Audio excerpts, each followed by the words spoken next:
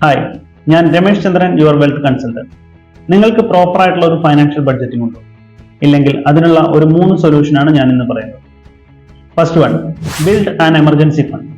നമുക്ക് ഒരു 3 മാസം മുതൽ 6 മാസം വരെയുള്ള എക്സ്പെൻസ് മാനേജ് ചെയ്യാവുന്ന രീതിയിലുള്ള ഒരു എമർജൻസി ഫണ്ട് ബിൽഡ് ചെയ്യുക എന്നുള്ളതാണ് ഫസ്റ്റ് സ്റ്റെപ്പ്.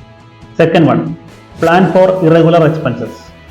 നമുക്ക് റെഗുലർ ആയിട്ട് വരുന്ന എക്സ്പെൻസ് കൂടാതെ, ഉദാഹരണത്തിന് ഇയർലി അടയ്ക്കുന്ന ഇൻഷുറൻസ് പ്രീമിയം പോലുള്ള ഇറഗുലർ എക്സ്പെൻസ് മാനേജ് ചെയ്യാവുന്ന രീതിയിലുള്ള ഒരു ഫണ്ട് ബിൽഡ് ചെയ്യുക എന്നുള്ളതാണ് second step. Third one, review monthly.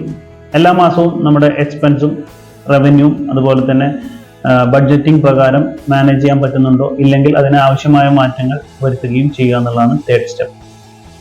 ഒരു ബഡ്ജറ്റിംഗ് തയ്യാറാക്കുന്നത് എങ്ങനെയെന്നും അത് എങ്ങനെ മാനേജ് ചെയ്ത് കൊണ്ടുപോകണം എന്നുള്ള രീതിയിലുള്ള കാര്യങ്ങൾ മനസ്സിലാക്കുന്നതിന് താഴെ കാണുന്ന വാട്സപ്പ് നമ്പറിൽ കോൺടാക്ട് ചെയ്യുക. Thank you.